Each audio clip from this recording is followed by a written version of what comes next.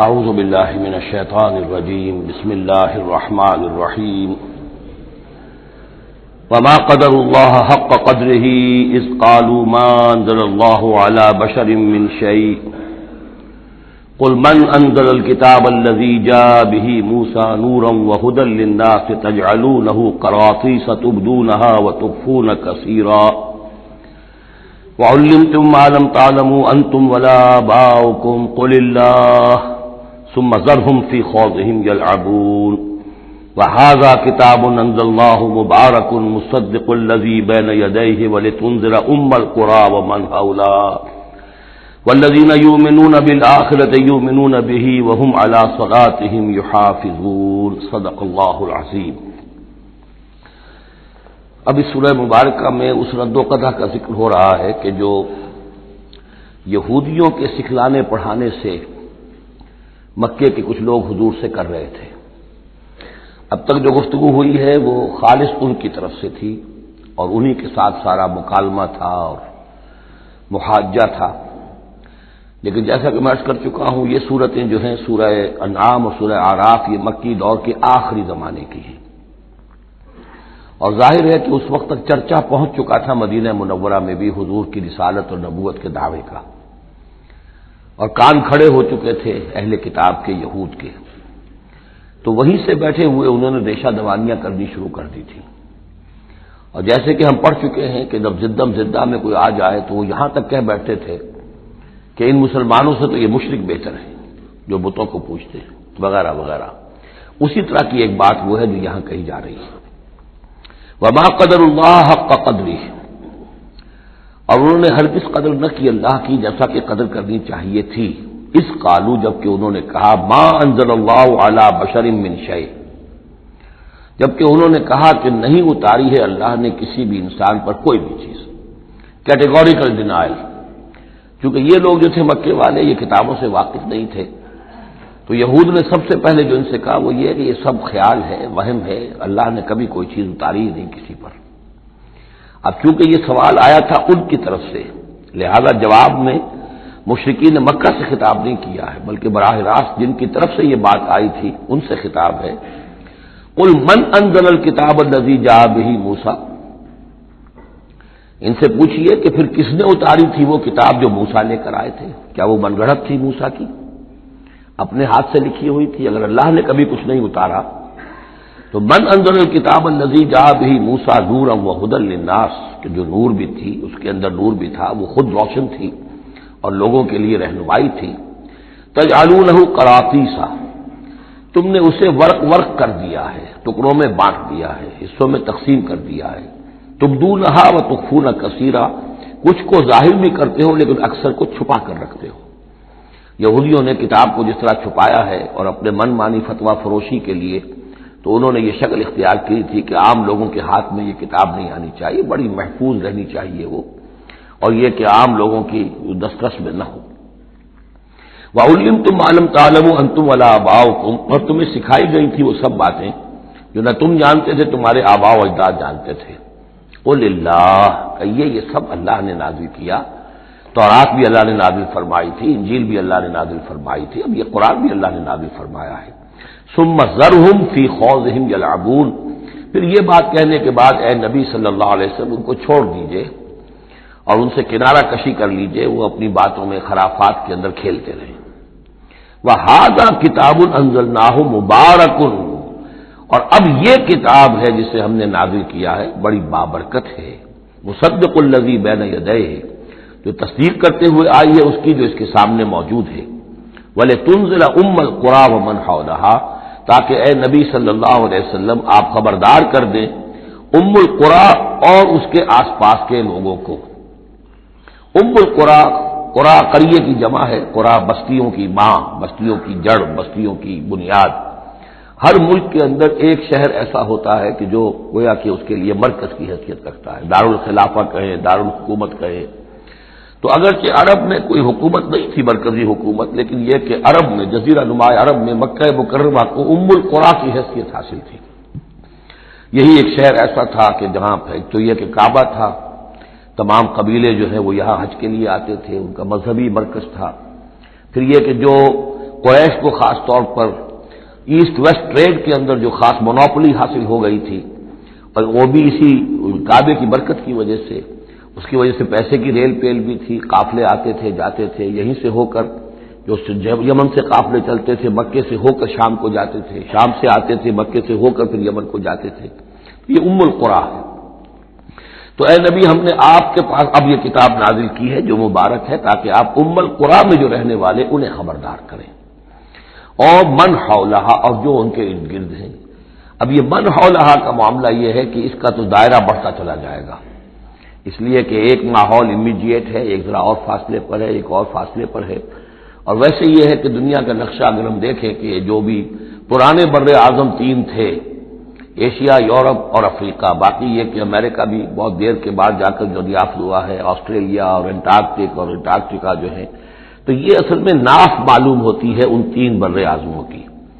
تینوں بر اعظم جہاں پر جڑ رہے ہوتے ہیں، تقریباً یہ علاقہ ہے جسے ہم مڈل ایسٹ کہتے ہیں. یہ مڈل ایسٹ تو اس کے لیے مس نومر ہے، صحیح لفظ نہیں ہے، لیکن یہ ضرور ہے کہ یہ نقطہ اتصال ہے جہاں یورپ مل رہا ہے، ایشیا مل رہا ہے، افریقہ مل رہا ہے، اور اس جنکشن پر یہ جزیرہ نماء عرب واقع ہے. لہٰذا یہ اس اعتبار سے پوری دنیا کے لیے بھی ایک مرکز کی حیثیت رکھتا ہے. تو من حولہا میں پھیلتے چلے جائیں گے تو پورا قرہ ارضی بھی آ جائے گا. والذین یؤمنون بالآخرۃ یؤمنون بہ، اور وہ لوگ جو آخرت پر ایمان رکھتے ہیں، یعنی یہ کہ ان لوگوں میں سے بھی، مشرکین میں سے بھی، ایک تو وہ جو سرے سے منکر ہیں بعث بعد الموت کے، لیکن جن کے ذہن میں کچھ بھی تصور ہے کہ نہیں ہے، اب یہ اٹھنا ہے، جواب دہی ہے، تو پھر یہ ہے کہ وہ اس پر ایمان لے آئیں گے. وہم علی صلاتہم یحافظون، اور وہ اپنی نمازوں کی حفاظت کرنے والے ہیں. اس میں اشارہ ہو رہا ہے کہ لوگ ایمان لے آئے ہیں، آخر مکے ہی میں سے تھے نا تمام صحابہ کرام مہاجرین.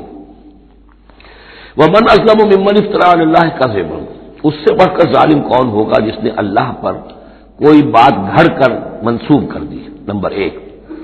اور نمبر دو، او قال اوحی الی ولم یوحى الی شیء، اسی طرح اس شخص سے بڑھ کر ظالم کون ہوگا جو یہ کہے کہ مجھ پر وحی کی گئی ہے جبکہ اس پر کوئی وحی نہ کی گئی ہو. یعنی یہ دونوں باتیں برابر کے گناہ ہیں شناعت کے اعتبار سے. اللہ کی طرف کوئی شے منسوب کر دینا یا یہ کہنا کہ مجھ پر کوئی شے وحی کی گئی ہے، یہ دونوں باتیں برابر کی ہیں. تو ذرا سوچو کہ جو محمد صلی اللہ علیہ وسلم تمہارے سامنے موجود ہیں، کیا ان کی سیرت و کردار کی کوئی مناسبت ہے؟ ان کی زندگی کے اندر کوئی اور پہلو تم دیکھتے ہو ایسا کہ جو اتنے بڑے بڑے گناہوں کے ارتکاب کی بھی ان سے توقع رکھتے ہو؟ وَلَوْ تَرَىٰ إِذِ الظَّالِمُونَ فِي غَمَرَاتِ اور وَمَنْ قَالَ سَأُنزِلُ مِثْلَ مَا أَنزَلَ اللَّهُ، ایک اور تیسری بات ہے جو یہ کہے کہ میں بھی اتار سکتا ہوں جیسا کہ اللہ نے اتارا ہے. حالانکہ اس کا جیسا کہ قرآن مجید میں بار بار چیلنج آیا ہے، لیکن یہ کہ اس کا مقابلہ کسی نے نہیں کیا. پھر بھی یہ کہ زبان میں یہ الفاظ کہہ دینے کی حد تک کسی نے بکواس کر دی ہوگی. وَلَوْ تَرَىٰ إِذِ الظَّالِمُونَ فِي غَمَرَاتِ الْمَوْتِ، اور کاش کہ تم دیکھ سکتے جبکہ یہ ظالم موت کی سختیوں میں ہوں گے، نزع کے عالم میں ہوں گے. وَالْمَلَائِکَةُ بَاسِطُو أَيْدِیہم، اور فرشتے اپنے ہاتھ آگے بڑھا رہے ہوں گے. اخرجوا انفسکم، نکالو اپنی جانیں. الیوم تجزون عذاب الہون بما کنتم تقولون علی اللہ غیر الحق، آج تمہیں نہایت اہانت آمیز سزا دی جائے گی، عذاب دیا جائے گا بسبب اس کے جو تم کہتے رہے تھے اللہ کی طرف منسوب کر کے ناحق باتیں. وکنتم عن آیاتہ تستکبرون، اور تم اللہ تعالیٰ کی آیات سے استکبار کر کے اعراض کرتے رہے تھے. وَلَقَدْ جِئْتُمُونَا فُرَادَىٰ، اور پھر قیامت کے دن کہا جائے گا آ گئے ہو ہمارے پاس اکیلے اکیلے، کوئی تمہارے ساتھ لاؤ لشکر نہیں، کوئی تمہارے ساتھ ساز و سامان نہیں، تمہارے وہ خدم و حشم نہیں، کوئی تمہارے حمایتی نہیں، کوئی جماعت و جمعیت نہیں. کیونکہ یہ بات آگے بھی کہی گئی ہے سورہ مریم میں، وہ کلہم آتی ہے یوم القیامت فردا، قیامت کے دن ہر شخص کا جو محاسبہ انفرادی حیثیت میں ہوگا. اور ظاہر بات ہے اکیلا آدمی کھڑا ہوگا، نہ اس کے رشتہ دار ہیں، نہ ماں باپ ہیں، نہ اولاد ہے، نہ بیوی ہے، نہ بیوی کے ساتھ اس کا شوہر ہے، اور نہ ساز و سامان ہے، خدم و حشم ہے، کچھ بھی نہیں. لقد جئتمونا فرادا کما خلقناکم اول مرہ، جیسے کہ ہم نے تمہیں پیدا کیا تھا پہلی مرتبہ. اب یہ نوٹ کیجئے، خلقناکم اول مرہ، اس کا مطلب ہے تخلیق دو مرتبہ ہوئی ہے. ایک تخلیق عالم ارواح میں ہوئی تھی، اس وقت بھی سب اکیلے اکیلے کھڑے تھے، نہ کوئی کسی کا باپ تھا، نہ کوئی کسی کی ماں تھی، ارواح کے مابین کوئی رشتہ داری نہیں تھی. یہ رشتہ داریاں تو پھر عالم خلق میں ہوئی ہیں آ کر، کہ ایک باپ اور ماں کا معاملہ ہے، پھر اولاد کا معاملہ ہے، پھر دادا اور پوتے کا معاملہ ہے، یہ ارواح کے مابین کوئی اس طرح کی رشتہ داری نہیں تھی۔ تو جیسے کہ ہم نے تمہیں پیدا کیا تھا پہلی مرتبہ کہ تمام انسان وہاں موجود تھے، فرق صرف یہ ہے کہ قیامت کے دن جب ہم کھڑے ہوں گے تو ہمیں ایک جسم بھی اور دیا جائے گا، لیکن جس وقت ہم تھے اللہ تعالیٰ کے پاس اس وقت عالم ارواح میں، اور جب ہم سے عہد لیا گیا تھا الست بربکم قالوا بلی، تو مجرد ارواح تھی، اس وقت کوئی جسم نہیں تھا۔ لیکن یہ کہ وہ جو اس کے اندر مشابہت ہے کہ جیسے اس وقت بھی حضرت آدم سے لے کر ان کی نسل کے آخری انسان تک جو دنیا میں ہوگا قیامت تک، وہ سب کے سب ان کی ارواح موجود تھیں، اسی طریقے سے قیامت کے دن بھی یہ سب کے سب کھڑے ہوں گے۔ وَتَرَكْتُم مَّا خَوَّلْنَاكُمْ، اور تم چھوڑ آئے ہو اپنے پیچھے جن چیزوں میں کہ ہم نے تمہیں لپیٹ دیا تھا۔ یہ اصل میں کیا ہے؟ میری ایک انا ہے، میری ایک روح ہے، وہ میرے جسم میں لپٹی ہوئی ہے۔ پہلا غلاف تو یہ جسم ہے، پھر اس غلاف کے اوپر کپڑوں کا غلاف ہے، کپڑوں کے اوپر پھر مکان کا غلاف ہے۔ ہم غلاف در غلاف جو ہے ہماری جو اصل حقیقت ہے، وہ جو اصل نفس الامری ہے ہماری روح، وہ در حقیقت ان غلافوں میں لپٹی ہوئی ہے۔ تو جو بھی غلاف ہم نے تم پر چڑھا دیے تھے وہ سب چھوڑ آئے ہو، وراء ظہورکم، اپنے پیچھے۔ وما نرى معكم شفعاءكم الذين زعمتم انهم فيكم شركاء، اور ہم دیکھ نہیں رہے تمہارے ساتھ کہ تمہارے وہ سفارشی نہیں آئے جن کے بارے میں تمہیں گھمنڈ ہو گیا تھا کہ وہ تمہارے معاملے میں شریک ہیں، سفارش کریں گے، تمہیں بچا لیں گے، چھڑا لیں گے ہمارے محاسبے سے، ہماری پکڑ سے۔ لقد تقطع بینکم، اب تمہارے مابین سارے رشتے ٹوٹ چکے، یعنی چاہے انہوں نے حضرت مسیح کو سمجھا ہو شفاعت کرنے والا، تو مسیح بھی اعلان برات کریں گے کہ میرا تم سے کوئی تعلق نہیں ہے، میں کوئی تمہاری شفاعت نہیں کر سکتا۔ کسی نے شیخ عبد القادر جیلانی کو سمجھا ہو تو وہ بھی اعلان برات کریں گے۔ باقی موہوم جو ہے لات عزا منات، وہ کس بلا کا نام ہے یہ تو ہم جانتے ہی نہیں، لیکن جن کو اولیاء اللہ کو، انبیاء کو یا ملائکہ کو اگر سمجھا گیا تھا تو وہ بھی قد تقطع بینہم، وہ سارے رشتے جو ہے وہ کٹ جائیں گے۔ قد تقطع بینکم وضل عنکم ما کنتم تزعمون، اور اب سب ہوا ہو گئی ہیں، وہ چیزیں گم ہو گئی ہیں، تم سے جاتی رہی جن کا کہ تم ذوق کیا کرتے تھے، جن کے سہارے پر تم حرام خوریاں کر رہے تھے۔ ان اللہ فالق الحب والنوا، یقیناً اللہ ہی ہے کہ جو دانے اور گٹھلی کو پھاڑتا ہے۔ دیکھیے عالم خلق کے اندر کیا شکل ہو رہی ہے کہ دانہ زمین میں ڈالا آپ نے، وہ پھٹتا ہے، اس میں سے دو کونپلیں سی نکلتی ہیں، یا آم کی گٹھلی ہے زمین میں دبائی ہے، گٹھلی پھٹے گی، اس میں سے دو پتے نکلیں گے۔ یہ کون کر رہا ہے؟ اگرچہ بظاہر خود بخود ہو رہا ہے، جو بھی اللہ تعالیٰ نے فزیکل اور کیمیکل چینجز کے یہاں پہ قوانین بنا دیے ہیں اس کے تحت ہو رہا ہے، یہ کرنے والا کون ہے؟ فاعل حقیقی کون ہے؟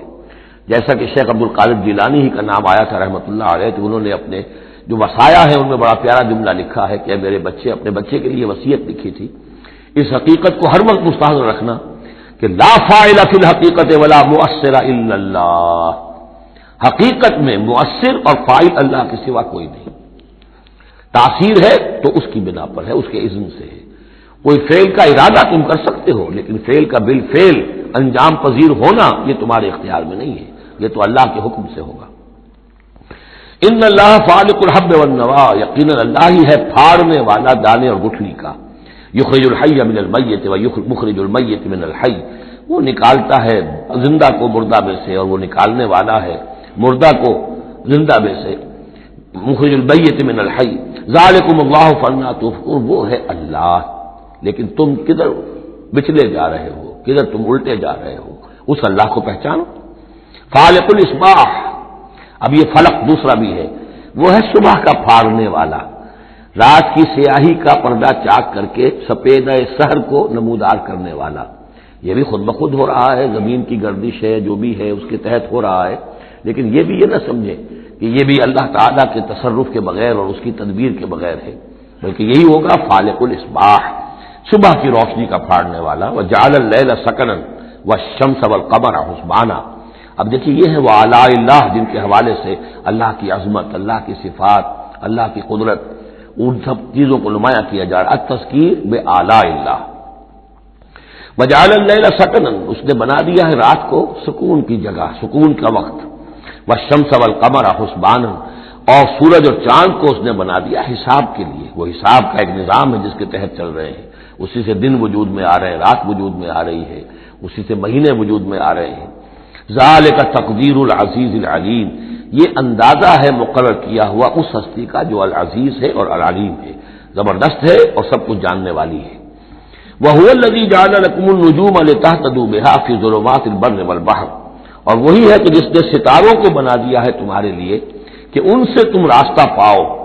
اندھیری راتوں کے اندر قافلے چلتے تھے تو ستاروں سے وہ سمت معین کر کے چلتے تھے، اسی طریقے سے جہاز رانی ہوتی تھی سمندر میں تو آپ کو معلوم ہے ستاروں ہی سے وہ اپنا رخ معین کرتے تھے۔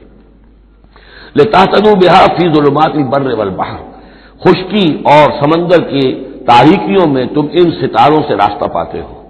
قد فصلنا الآیات لقوم یعلمون، ہم نے تو اپنی آیات کو واضح کر دیا، اس کی تفصیل بیان کر دی، کھول کھول کر بیان کیا ان لوگوں کے لیے جو علم رکھتے ہیں یا جو علم حاصل کرنا چاہیں۔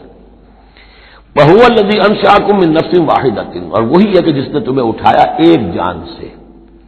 یہ سب جو ہے ظاہر بات ہے کہ ایک جان سے بنا ہے، جو بھی پوری کی پوری یہ جو نسل انسانی بنی ہے وہ ایک جان سے بنی ہے۔ اس میں یہ بھی ہو سکتا ہے کہ مراد حضرت آدم علیہ السلام ہو، اور یہ بھی ہو سکتا ہے اگر کوئی حقیقت ہے ایوولوشن تھیوری میں تو اس کو آپ ٹریس کریں اور امیبا تک لے جائیں، وہ بھی ایک جان ہے۔ اس جان سے ہی پھر مختلف ارتقائی مراحل طے کرتے ہوئے، اس میں پہلے کوئی سیکس نہیں تھا، پھر ہوتے ہوتے سیکس ظاہر ہوا، تو اسی سے خلق منہا زوجہا والی بات جو ہے، اور اس پر ڈاکٹر رفیع الدین مرحوم نے قرآن اور علم جدید جو ان کی کتاب ہے اس میں بہت عمدہ تحقیق ان کی ہے، اور مولانا منصر اصلاحی صاحب نے بھی اس کی تصویر کی ہے۔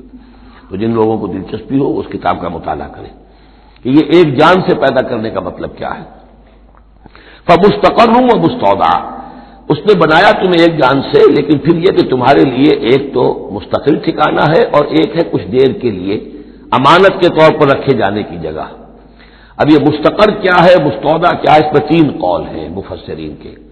پہلا قول تو یہ ہے کہ مستقر تو ہے دنیا، جہاں ہم آئے ہیں، اب مجھے یہاں 66 برس ہونے کو آئے ہیں، میں یہاں اس دنیا میں ہوں، لیکن مستودع کیا تھا، تھوڑی دیر کے لیے جو میں رہا ہوں اپنی والدہ محترمہ کے بطن میں رہا ہوں، تو وہ رحم مادر جو ہے وہ مستودع تھا، کچھ دیر کے لیے وہاں امانتاً انسان رہتا ہے اور پھر وہ دنیا میں آتا ہے، وہ مستقر ہے۔ دوسری رائے یہ ہے کہ مستقر تو آخرت ہے اور قبر ہے مستودع، قبر میں رکھا جاتا ہے انسان کو، اور یہ گویا کہ عالم برزخ جو ہے یہ عارضی ودیت کرنے کی جگہ ہے، عارضی طور پر امانتاً رکھنے کی جگہ ہے، پھر جانا ہے۔ مستقر جو ہے وہ آخرت ہے۔ تیسری رائے یہ ہے کہ مستقر آخرت ہے اور مستودع دنیا ہے، دنیا میں جو وقت ہم گزار رہے ہیں یہ آخرت کے مقابلے میں بہت ہی عارضی ہے۔ اس حوالے سے اسے بھی کہا جا سکتا ہے کہ یہ بہت ہی عارضی سی امانت کی جگہ ہے۔ قد فصلنا الآیات لقوم یفقہون، ہم نے تو اپنی آیات کو واضح کر دیا ہے اور تفصیل بیان کر دی ہے ان لوگوں کے لیے جو تفقہ سے کام لیں، غور کریں، سوچیں سمجھیں۔ وَهُوَ الَّذِي أَنزَلَ مِنَ السَّمَاءِ مَاءً، اور وہی ہے کہ جس نے اتارا ہے آسمان سے یا بلندی سے پانی۔ فَأَخْرَجْنَا بِهِ نَبَاتَ كُلِّ شَيْءٍ، پھر ہم نے نکال دیا اس کے ذریعے سے ہر شے کی نباتات، اگنے والی ہر شے جو ہے نباتات زمین سے نکالی۔ فَأَخْرَجْنَا مِنْهُ، تو ہم نے اس کے ذریعے نکالے اس میں سے خضرا سرسبز کھیتی، نخرج منہ حبا متراکبا، جس میں سے ہم نکالتے ہیں کہ جو دانے ہیں ایک دوسرے کے اوپر چڑھے ہوئے ہیں۔ اب سٹرا ہے تو چاہے وہ کوئی کسی بھی یعنی اس کا ہے اناج کا، اب کس طریقے سے کہ دانے کے اوپر دانا چڑھا ہوا ہوتا ہے، حبا متراکبا، یہ دانے ایک دوسرے کے اوپر چڑھے ہوئے ہوتے ہیں۔ ومن النخل من طلعها قنوان دانیۃ، اور کھجور کے گابھے میں سے گوشے ہوتے ہیں کہ جو لٹکتے ہوئے ہوتے ہیں۔ وجنات من اعناب، اور باغات ہم نے بنا دیے ہیں جو کہ کھجور انگوروں کے ہیں۔ والزیتون، اور زیتون، والرمان، اور انار، مشتبہا وغیر متشابہ، ایسے بھی جو ایک دوسرے سے ملتے جلتے ہیں رنگ میں، روپ میں، شکل میں، اور ایسے بھی ہیں کہ جن میں کچھ فرق ہے۔ انظروا الی ثمرہ اذا اثمر، ذرا غور سے دیکھا کرو اس کے ثمر کو جبکہ وہ پکتا ہے، کیسا تدریجاً اس کے اندر، ابھی بڑا کچا پھل ہے، پھر اس کے اندر وہ پکنے کا عمل اس طرح تدریجاً ہو رہا ہے۔ انظروا الی ثمرہ، ان ثمرات کو دیکھا کرو، اذا اثمر، جبکہ وہ پکتے ہیں، پھل لاتے ہیں، وینعہ، اور اس کے پکنے کو بھی دیکھو، اذا اینع، یہ گویا کہ یہاں محذوف ہوگا، وینعہ اذا اینع، انظروا الی ثمرہ اذا اثمر، دیکھو اس کے پھل لانے کو جبکہ وہ پھل لائے، وینعہ اذا اینع، اور اس کے پکنے کو دیکھو کس طرح تدریجاً وہ پکتا ہے۔ ان فی ذالکم لآیات لقوم یؤمنون، یقیناً اس میں ہیں نشانیاں ان لوگوں کے لیے جو ایمان لانا چاہیں یا جو ایمان رکھتے ہوں۔ جن کے پاس تھوڑا ایمان ہے ان آیات پر غور کریں گے، ایمان بڑھ جائے گا، ایمان میں اضافہ ہوگا، زادتہم ایمانا، اور جن کے دلوں میں طلب ہدایت ہے انہیں انہی نشانیوں سے ایمان کی دولت نصیب ہو جائے گی۔ وجعلوا للہ شرکاء الجن، اور انہوں نے اللہ کے شریک بنا دیا جنات کو، وخلقہم وخرقوا لہ بنین، حالانکہ اللہ نے ان کو بھی پیدا کیا ہے، جیسے انسانوں کو پیدا کیا جنات کو پیدا کیا۔ فرق صرف یہ ہے کہ جنات کو آگ سے پیدا کیا، اور جنات جو ہے اپنی طبعی طور پر اس کائنات میں بہت دور تک ان کی رسائی ہے۔ ہم جہاں بڑے بڑے راکٹ جو ہیں بلینز آف ڈالرز کے لیے ایک بناتے ہیں، اور پھر اس کی ایک جو ہم گاڑی بنائی ہے اور وہ جاتی ہے اور دوڑتی ہے اور آتی ہے، شٹل ہے، اور اس پر کتنا پیسہ خرچ ہوتا ہے، یہ تمام جو ہے جنات کے لیے یہ سارا علاقہ ان کی آمد و رفت کے لیے وہ اپنی طبعی صلاحیت کی بنا پر جاتے آتے رہتے ہیں، جس میں کہ ہمیں جانے کے لیے یہ ساری کچھ ایجادات جو ہیں وہ کرنی پڑی ہیں۔ لیکن یہ کہ بہرحال وہ بھی ہے تو مخلوق، جیسے کہ فرشتے ان سے بھی آگے کی شے، لیکن ہیں وہ بھی مخلوق، فرشتے بھی مخلوق ہیں، جنات بھی مخلوق ہیں، انسان بھی مخلوق ہیں۔ وجعلوا للہ شرکاء الجن، انہوں نے شریک بنا دیا جنات کو اللہ کے ساتھ، وخلقہم، اس نے ان کو پیدا کیا ہے، وخرقوا لہ بنین وبنات، اور اس کے لیے انہوں نے گھر لیے ہیں بیٹے اور بیٹیاں۔ حضرت عیسیٰ کو بیٹا بنا دیا گیا، حضرت عزیر کو بیٹا بنا دیا گیا، اور اللہ تعالیٰ کی فرشتوں کو کہہ دیا گیا وہ بیٹیاں ہیں، بغیر علم، بغیر اس کے کہ کوئی علمی سند ہو، کوئی بنیاد ہو، کوئی دلیل ہو۔ سبحانہ و تعالی عما یصفون، وہ پاک ہے اور بہت بلند و بالا ہے ان تمام چیزوں سے جو یہ بیان کر رہے ہیں۔ بدیع السماوات والارض، یہ لفظ آ چکا سورہ بقرہ میں، کریشن ایکس نہیلو، عدم محض سے وجود میں لانے والا، وہ ہے کہ جو آسمانوں اور زمین کو وجود میں لایا ہے عدم محض سے۔ انا یکون لہ ولد، اس کے اولاد کیسے ہو سکتی ہے، ولم تکن لہ صاحبہ، جبکہ اس کی کوئی بیوی نہیں، کوئی جورو نہیں، تو اولاد کیسے ہو جائے گی؟ وخلق کل شیء، اور اس نے تو ہر شے کو پیدا کیا ہے، ایک خالق ہے باقی سب مخلوق ہیں، وہو بکل شیء علیم، اور وہ ہر چیز کا علم رکھتا ہے، اس کی مخلوقات میں سے کوئی شے اس کی نگاہوں سے ایک لمحے کے لیے بھی اوجھل نہیں ہے۔ ذالکم اللہ ربکم، وہ ہے اللہ تمہارا رب۔ اصل میں یہ انداز سمجھ لیجئے کہ چونکہ جو یہ مشرکین مکہ اور عرب تھے وہ اللہ کو مانتے تو تھے، اصل میں اس کی صفات کمال، اس کی قدرت، اس کی عظمت، اس کے بارے میں ان کا ذہن کچھ جو ہے محدود ہو گیا تھا، ورنہ اللہ کے منکر تو وہ نہیں تھے۔ ذالکم اللہ ربکم، دیکھو جس اللہ کو تم مانتے ہو وہ ہے وہ اللہ جس کی یہ شان ہے، تم نے اس کی اصل حقیقت کو نہیں پہچانا، تم نے اس کو جو ہے بہت ہی کمزور اور ضعیف سی کوئی شخصیت سمجھا ہے کہ جس کے اوپر کوئی دباؤ ڈال کر بھی اپنی بات منوا لے گا، تم نے سمجھا جیسے کہ تمہاری کوئی بچی آ جائے اور تم سے کچھ چیز مانگے، اگر تم دے سکتے ہو تو ضرور دے دیتے ہو، ایسے ہی اس کی بچیاں بھی ہیں، یہ فرشتے جو ہیں جس کی سفارش کریں گی وہ جو ہے سب بخش دیے جائیں گے۔ یہ تم نے اپنے اوپر قیاس کر لیا ہے اللہ تعالیٰ کو، اس کی قدرت، اس کی عظمت، اس کا وراء الورا ہونا، اس کا بکل شیء علیم ہونا، اس کا علی کل شیء قدیر ہونا، اس کا ہر جگہ پر موجود ہونا، اس کا تم تصور نہیں کر پا رہے۔ ذالکم اللہ ربکم، وہ ہے اللہ تمہارا رب جس کو ہم اس طرح بیان کر رہے ہیں۔ لا الہ الا ہوا، اس کے سوا کوئی معبود نہیں ہے، خالق کل شیء، وہ ہر شے کا بنانے والا، پیدا کرنے والا ہے، فاعبدوہ، بس اسی کی بندگی اور پرستش کرو، وہو علی کل شیء وکیل، اور وہ ہر شے کا کارساز وہی ہے، کوئی تمہارے لیے کارساز نہیں۔ لا تتخذوا من دونی وکیلا، میرے سوا کسی اور کو اپنا کارساز نہ سمجھنا۔ لا تدرکہ الابصار وہو یدرک الابصار وہو اللطیف الخبیر، اسے نگاہیں نہیں پا سکتی، کیوں؟ هو اللطیف، وہ اتنا لطیف ہے، اتنا لطیف ہے، اتنا لطیف ہے کہ تمہاری نگاہیں اسے نہیں پا سکتی، نہیں دیکھ سکتی۔ لا تدرکہ الابصار وہو یدرک الابصار، وہ تمہاری نگاہوں کو پا لیتا ہے، جو جس لیے کہ وہ خبیر ہے، وہ باخبر ہے۔ تو لطیف اور خبیر کے جو دو یہاں اسماء آئے ہیں وہ در حقیقت اس نوعیت سے کہ وہ تو اتنی لطیف ہستی ہے۔ چنانچہ شب معراج میں بھی آیا حضور نے اللہ کو دیکھا یا نہیں دیکھا، اس میں کچھ اختلاف ہے۔ حضرت علی کی رائے یہ ہے کہ دیکھا، حضور نے اللہ کو دیکھا، لیکن حضرت عمر اور حضرت عائشہ رضی اللہ تعالی عنہ ان کی رائے یہ ہے کہ نہیں، اور حضرت عائشہ کا قول یہ ہے نور انا یرا، تو نور ہے، اسے دیکھا کیسے جائے گا؟ تو وہ اتنی لطیف ہستی ہے کہ اس کا دیکھنا ہماری نگاہوں سے ہم نہیں دیکھ سکتے، دل کی آنکھ سے دیکھ سکتے، دل کی آنکھ سے محمد رسول اللہ دنیا میں بیٹھ کر بھی دیکھ سکتے تھے، لیکن ان آنکھوں سے دیکھنا ممکن نہیں ہے۔ جیسے کہ حضرت موسیٰ نے جب استدعا کی تھی رب ارنی انظر الیک، تو صاف کہہ دیا کہ لن ترانی، تم مجھے نہیں دیکھ سکتے. لا تدرکہ الابصار، اسے نگاہیں نہیں پا سکتی، ادراک نہیں کر سکتی اس کا تمہاری نگاہیں. وہو یدرک الابصار، وہ تمہاری نگاہوں کو پا لیتا ہے، وہ دیکھ رہا ہے تمہیں، ہر چیز تمہاری جو ہے وہ اس کے سامنے آیا ہے. وہو اللطیف الخبیر. قد جاءکم بصائر من ربکم، دیکھو تمہارے پاس آ چکی ہیں بصیرت افروز باتیں تمہارے رب کی طرف سے.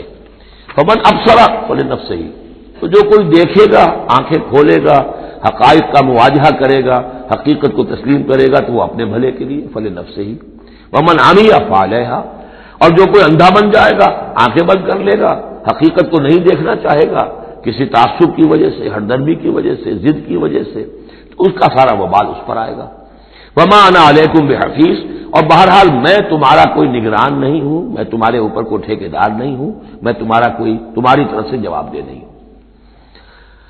وَكَذَلِكَ نُصَرِّفُ الْآيَاتِ، اور اسی طرح ہم اپنی آیات کو گردش میں لاتے ہیں. وَلِيَقُولُوا دَرَسْتَ، تاکہ یہ پکار اٹھے کہ اے نبی صلی اللہ علیہ وسلم آپ نے سمجھانے کا حق ادا کر دیا. درستہ اصل میں عربی زبان میں آتا درس یدرسو، لکھنا مٹانا. جیسے بچے شروع میں جب کوئی تعلیم حاصل کرتے ہیں تو تختی ہے، تختی لکھی پھر دھو دی، پھر لکھی پھر دھو دی. اب تو خیر تختی وقتی شاید آج لوگوں کے ذہنوں سے نکل گئی ہوگی باتیں. آج کا بچہ کیا سمجھے گا تختی کس بلا کا نام ہے. یا سلیٹ ہوتی تھی، اب اس میں کچھ کیا پھر دھو دیا، پھر کچھ لکھا پھر صاف کر دیا. تو یہ ہے کہ کسی کو پڑھانے کے لیے تدریجاً بار بار درستہ، اے نبی آپ نے خوب بار بار ہر طرح سے، ہر اعتبار سے، ایک پھول کا مضمون ہے تو 100 رنگ سے باندھوں، آپ نے بات سمجھا دی. وَلِنُبَيِّنَهُ لِقَوْمٍ يَعْلَمُونَ، تاکہ واضح کر دیں ہم اس کو ہر طرح سے ان لوگوں کے لیے جو علم حاصل کرنا چاہیں یا جو علم رکھتے ہیں. اتَّبِعْ مَا أُوحِیَ إِلَیْکَ مِن رَّبِّکَ، اب دیکھیے یہاں پر میں نے آپ سے کہا تھا کہ بار بار حضور سے خطاب آئے گا، لیکن یہ خطاب صرف حضور سے نہیں ہوتا، یہ حضور کی وساطت سے امت کے لیے بھی، اہل ایمان کے لیے بھی. لیکن مکی صورتوں میں آپ کو 2/3 قرآن میں براہ راست خطاب مسلمانوں سے بہت کم ملے گا، شاذ. یہ خطاب جو ہے کیونکہ جب امت کی شکل بنی ہے مسلمانوں کی، وہ تعبیر قبلہ کی بات بنی، اب امت ہے. کذالک جعلناکم امۃ وسطا لتکونوا شہداء علی الناس ویکون الرسول علیکم شہیدا. پھر خطاب، پھر تو ایک سورہ حجرات جو ہے 18 آیتیں 5 دفعہ یا ایھا الذین آمنوا یا ایھا الذین آمنوا یا ایھا الذین آمنوا یا ایھا الذین آمنوا. لیکن یہ کہ آپ کو اتنی لمبی لمبی صورتوں میں یا ایھا الذین آمنوا ملے گا ہی نہیں. اہل ایمان سے بھی جو کہا جا رہا ہے وہ حضور سے واحد کے صیغے میں. اتبع ما اوحی الیک من ربک، پیروی کرو اس کی جو وحی کیا جا رہا ہے آپ کی طرف، آپ کے رب کی طرف سے. اور یہ صرف حضور کو نہیں، سب کے لیے. لا الہ الا ہوا، اس کے سوا کوئی معبود نہیں. وَأَعْرِضْ عَنِ الْمُشْرِكِينَ، اور ان مشرکوں سے ذرا کنارہ کشی کیجیے، ذرا اپنا چہرہ ان کی طرف سے آپ پھیر لیجیے، زیادہ ان کے حال پر توجہ نہ دیجیے. وَلَوْ شَاءَ اللَّهُ مَا أَشْرَكُوا، اگر اللہ چاہتا تو شرک نہ کرتے. اگر اللہ کو جبری اختیار کرنا ہوتا اپنا اور بالجبر ان کو ایمان پر لانا ہوتا تو سب کو ایمان پر لے آتا. وما جعلناک علیہم حفیظا، اور دیکھیے اے نبی ہم نے آپ کو ان پر داروغہ، نگران، ذمہ دار، ٹھیکیدار نہیں بنایا ہے. آپ کا کام ہے حق کو واضح کر دینا. انذر بہی، ذکر بہی، بشر بہی، اس قرآن کے ذریعے بشارت دیتے رہیے، قرآن کے ذریعے خبردار کرتے رہیے، قرآن کے ذریعے تذکیر کرتے رہیے. آپ کا کام یہ ہے. فذکر انما انت مذکر لست علیہم بمسیطر، یاد دہانی کرائیے اس لیے کہ آپ یاد دہانی کرانے والے ہیں، آپ ان کے اوپر داروغہ نہیں ہیں. وما انت علیہم بوکیل ولا تسبوا الذین یدعون من دون اللہ فیسبوا اللہ عدوا بغیر علم. اب یہاں مسلمانوں سے خطاب ہے، لیکن دیکھیے یا ایھا الذین آمنوا نہیں، یہ خاص ہے قرآن کے اسلوب کو سمجھنے کے لیے. اور مت گالیاں دو ان کو، برا بھلا کہو ان کو جن کو یہ پکارتے ہیں اللہ کے سوا. یعنی کوئی جوشیلا نوجوان مسلمانوں میں سے اور وہ گالیاں دینی شروع کر دے لات اور عزا اور منات کو، کیا ہے یہ، کچھ نہیں ہے، ان کی کوئی حیثیت نہیں ہے. تو یہ ساری چیزیں ٹھیک نہیں ہیں. ان کے وہ محترم انہوں نے جو بھی گھڑے ہوئے ہیں، ان کے ذہنوں میں ان کی عظمت ہے، ان کی عقیدت ہے. خام خواہ وہ جوش میں آ کے، غصے میں آ کے اب اللہ کو گالیاں دینے لگیں گے. تو اس سے یہ کہ خام خواہ اس طرح کا اشتعال آمیز انداز اختیار نہ کرو. ولا تسبوا الذین یدعون من دون اللہ، بد گالیاں دو یا برا بلا کہو انہیں جنہیں یہ پکارتے ہیں اللہ کے سوا. فیسبوا اللہ عدوا بغیر علم، تو اللہ کو گالیاں دینے لگ جائیں گے زیادتی کے اندر آ کر، زدم زدہ میں آ کر، بغیر علم کے. کذالک زینا لکل امۃ عملہم، اسی طرح ہم نے ہر قوم کے لیے اس کے عمل کو مزین کر دیا ہے، وہ اسی میں خوش ہے، مگن ہے. ہمارے آباء و اجداد کی مورتیاں ہیں، یہ دیویاں ہیں، دیوتا ہیں، اس میں مگن ہے، ان کے احساسات ہیں، ان کے جذبات ہیں. سمجھاؤ ضرور، انذار کرو، تبشیر کرو، تذکیر کرو، تبلیغ کرو، نصیحت کرو، سب کچھ کرو، لیکن یہ ہے کہ ان کے ساتھ گالم گلوچ نہیں اور ان کے معبودوں کو برا بھلا کہنا نہیں. ثم الی ربہم مرجعہم، پھر ان کے رب ہی کی طرف ان سب کو لوٹنا ہے. فینبئہم بما کانوا یعملون، وہ ان کو جتلا دے گا جو کچھ کہ وہ کرتے رہے تھے. واقسموا باللہ جہد ایمانہم، اور وہ قسمیں کھا کھا کر کہتے ہیں. ابھی وہی آ گیا جو عمود ہے اس سورہ مبارکہ کا. کچھ عرصے سے کچھ رکوعوں سے اس کا تذکرہ نہیں آیا تھا، اب پھر بڑے شد و مت کے ساتھ وہی بات، دکھاؤ ہمیں معجزہ، دکھاؤ ہم ایمان لے آئیں گے. کیوں نہیں دکھاتے معجزہ؟ نبوت کا دعویٰ ہے، رسالت کا دعویٰ ہے، عام دعویٰ تو نہیں کر رہے ہو تم، کیوں نہیں کوئی معجزہ دکھاتے؟ جب خود کہتے ہو کہ موسیٰ نے دکھائے، عیسیٰ نے دکھائے، فلاں نے دکھائے، قوم سمود کو دکھا دیا گیا معجزہ، تو آخر کیا قیامت آ گئی؟ ہمیں کیوں نہیں معجزہ دکھاتے؟ وَأَقْسَمُوا بِاللَّهِ جَهْدَ أَيْمَانِهِمْ، اور اپنے عوام پر اثر ڈالنے کے لیے قسم، خدا کی قسم ہے محمد ہم ایمان لے آئیں گے. آپ دکھائیے تو صحیح ایک دفعہ معجزہ. کیا بگڑتا تھا ان کا قسمیں کھانے میں؟ اقسموا باللہ جہد ایمانہم، وہ اللہ کی قسمیں کھا رہے ہیں اپنی پوری قوت کے ساتھ، شد و مت کے ساتھ. لئن جاءتم آیۃ لیؤمنن بہا، اگر آیت آ جائے، نشانی آ جائے، معجزہ دکھا دیا جائے، وہ لازماً ایمان لے آئیں گے. قل انما الآیات عند اللہ، کہہ دیجئے نشانیاں تو سب اللہ کے اختیار میں، میرے اختیار میں نہیں. اللہ کا فیصلہ وہ نہیں دکھانا چاہتا. اب اس میں جو اثر پڑ سکتا تھا اہل ایمان پر، اس کا جواب ہے آگے. وما یشعرکم، اے مسلمانوں تمہیں کیا پتا ہے، انہا اذا جاءت لا یؤمنون، جب وہ نشانی آ جائے گی تب بھی یہ نہیں مانیں گے، لیکن ان کی مہلت ختم ہو جائے گی، پھر وہ عذاب فوری طور پر آ جائے گا. ابھی در حقیقت اس میں خیر ہے، اس میں بھلائی ہے، اسی میں ان کے لیے اپنے اوپر سختی جھیل لو، اپنے اوپر جو بھی اس وقت تنگی آ گئی ہے، ضیق ہے، اس کو برداشت کرو، لیکن یہ کہ یہ چیز ان کے قوم کے حق میں، لوگوں کے حق میں مفید نہیں ہوگی. اور اب جو آیت آئی ہے وہ بہت ہی اہم ہے.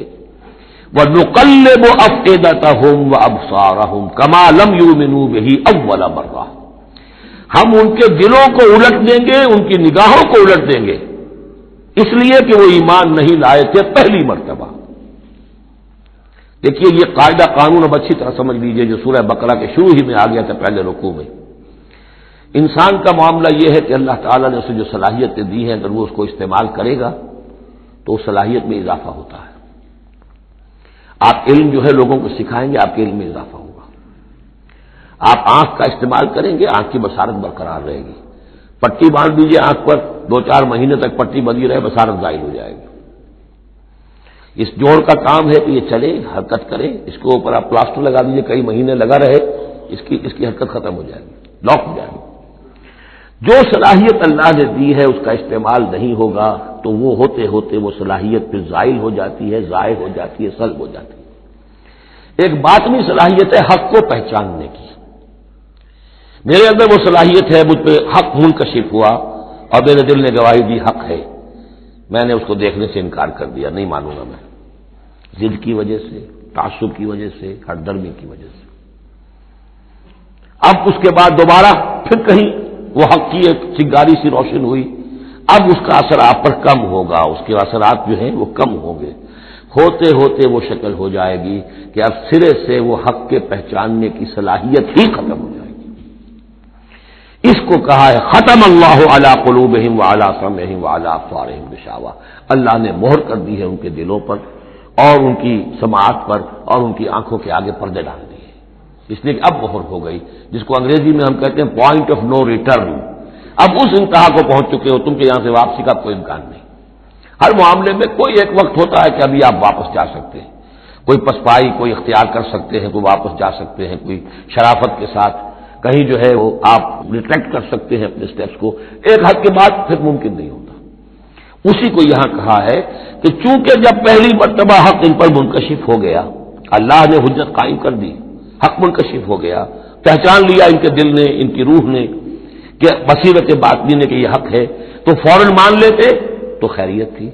چونکہ انہوں نے نہیں مانا تو اب تو ہم ان کے دلوں کو الٹ دیں گے، 100 معجزے بھی دیکھ لیں گے تو یہ ایمان نہیں لائیں گے. وَنُقَلِّبُ أَفْئِدَتَهُمْ وَأَبْصَارَهُمْ ہم الٹ دیں گے ان کے دلوں کو بھی، ان کی نگاہوں کو بھی، کما لم یؤمنوا بہ اول مرہ، جیسے کہ وہ ایمان نہیں لائے تھے پہلی مرتبہ، وَنَذَرُهُمْ فِي طُغْيَانِهِمْ يَعْمَهُونَ، ان کو چھوڑ دیں گے اپنی سرکشی کے اندر بڑھتے چلے جائیں. یہی وہ لفظ آ گیا جو شروع میں سورہ بقرہ کے آ چکا ہے، باطنی اندھاپا جو ہے. ایک ہے عین میم یہ آنکھوں کا اندھا ہو جانا، ایک ہے عین میم ہے دل کا اندھا ہو جانا. ہم چھوڑ دیں گے یہ باطنی جو ان کی ذہنی، نفسیاتی اور اخلاقی جو ان کی گمراہیاں ہیں اور جو اندھیارے ہیں ان میں بھٹکتے ہوئے چھوڑ دیں گے. وَلَوْ أَنَّنَا نَزَّلْنَا إِلَيْهِمُ الْمَلَائِكَةَ، اب پھر خطاب ہو رہا ہے، اگر ہم ان کے اوپر فرشتے اتار دیتے، یعنی ان کو جو یہ کہہ رہے ہیں کہ فرشتہ آیا، فرشتوں کی فوجیں اتار سکتے ہیں، دکھا سکتے ہیں کہ فرشتہ آسمان سے اتر رہا ہے. وَكَلَّمَهُمُ الْمَوْتَىٰ، اور خواہ ان سے موت مردہ جو ہے قبروں سے نکل نکل کر بات کرتے ہیں. وَحَشَرْنَا عَلَيْهِمْ كُلَّ شَيْءٍ قُبُلًا، اور ہر چیز ہم لا کر ان کے سامنے رو در رو کر دیتے، جمع کر دیتے. مَا كَانُوا لِيُؤْمِنُوا إِلَّا أَن يَشَاءَ اللَّهُ، تب بھی یہ نہیں ہے ایمان لانے والے اللہ یہ کہ اللہ چاہے. تو اللہ چاہے اور کسی کے اندر اس کی اگر طلب ہے تو اللہ تعالیٰ ان معجزوں کے بغیر بھی لوگوں کی آنکھیں کھول رہا ہے. جو ایمان لائے ہیں وہ معجزے دیکھ کر تو نہیں لائے، وہ طالب حق تھے، انہیں حق جو ہے مل گیا. وَلَٰكِنَّ أَكْثَرَهُمْ يَجْهَلُونَ، لیکن ان کی اکثریت جو ہے وہ جاہلوں پر مشتمل ہے. اور جاہل سے مراد جذباتی لوگ جو عقل سے کام نہیں لیتے بلکہ اپنے جذبات کے اندر کے اعلی کار بن جاتے ہیں. اگلی آیت جو ہے یہ بھی بہت اہم ہے، ایک فلسفہ دین کے اعتبار سے، بلکہ فلسفہ تحریک، دعوت و تحریک کے اعتبار سے بہت اہم ہے. وَكَذَٰلِكَ جَعَلْنَا لِكُلِّ نَبِيٍّ عَدُوًّا شَيَاطِينَ الْإِنسِ وَالْجِنِّ، اور اسی طرح ہم نے ہر نبی کے دشمن بنا دیے انسانوں اور جنوں میں سے شیطان، ہم نے بنا دیے. سوچیے، غور کیجیے، نبی کے لیے تو مدد چاہیے تھی، کیوں شیطان اٹھا دیا اللہ نے ان کے خلاف؟ اس کا فلسفہ بیان ہو رہا ہے. اگر کشاکش حق و باطل نہ ہو تو تمیز کیسے ہوگی کون واقعی حق پرست ہے اور کون ایسا ہی، کون واقعی محبت کرتا ہے اللہ سے اور کون دودھ پینے والا مجنوں ہے؟ وہ نام کا ہی صرف محبت کر رہا اور ایمان کیسے پتہ چلتا؟ یہ تو آزمائش کے لیے ہے دنیا بنائی گئی ہے. اگر شر کا وجود ہی نہ ہو، خیر ہی خیر ہو، تو آزمائش کہاں ہوگی؟ لہذا ایک تو ہم کرتے ہیں خود، تندی باد مخالف سے نہ گھبرا ہے عقاب، یہ تو چلتی ہے تجھے اونچا اڑانے کے لیے. یہ تو تمہارے لیے چیلنج ہے، اہل ایمان کے لیے چیلنج ہے. ان کے مرتبے اونچے ہوتے ہیں، جو جتنا سفر کر رہا ہے، جو جتنی استقامت دکھا رہا ہے، جو جتنا اثار کر رہا ہے، اتنے ہی تو اس کے رتبے بلند ہوں گے. ورنہ کیسے حفظ مراتب ہوگا؟ کیسے معلوم ہوگا ہوز ہو کس کا کیا مقام ہے؟ وَكَذَٰلِكَ جَعَلْنَا لِكُلِّ نَبِيٍّ، ہم نے خود اٹھائے، ہم نے بنائے ہر نبی کے لیے دشمن شیاطین الانس والجن، شیاطین جن و انس، یوحی بعضهم الی بعض زخرف القول غرورا، وہ ایک دوسرے کو اشاروں کنایوں میں وحی سے وہ ایسی باتیں، ملمہ کی ہوئی باتیں، فریب والی باتیں جو ہے وہ کرتے رہتے ہیں، ایک دوسرے کو گمراہ اور کرنے کے لیے، ایک دوسرے کے لیے اور سپورٹ کرنے کے لیے. وہ جو جن ہے شیطان، وہ آ کر اس انسان شیطان کے کان میں پھونک مارتا ہے، ابھی ذرا تم اور صبر کرو، ابھی اور دیکھو کہیں تم پھسل نہ جانا، دیکھنا کہیں تم حق کو قبول نہ کر لینا. تو یہ ان کا آپس میں جو ہے گٹھ جوڑ، اس لیے کہ ہم نے خود ان کو یہ چھوٹ دی ہے. وَكَذَٰلِكَ جَعَلْنَا لِكُلِّ نَبِيٍّ عَدُوًّا شَيَاطِينَ الْإِنسِ وَالْجِنِّ يُوحِي بَعْضُهُمْ إِلَىٰ بَعْضٍ زُخْرُفَ الْقَوْلِ غُرُورًا وَلَوْ شَاءَ رَبُّكَ مَا فَعَلُوهُ، اور اگر آپ کا رب چاہتا تو وہ یہ نہ کر سکتے. ظاہر بات ہے کہ کائنات میں کوئی پتا بھی اللہ کے اذن کے بغیر ہل نہیں سکتا. ابو جہل کی کیا مجال تھی کہ حضرت سمیہ کو شہید کر دیتا؟ ہے کون وہ؟ لیکن یہ تو اللہ کی طرف سے اجازت ہے.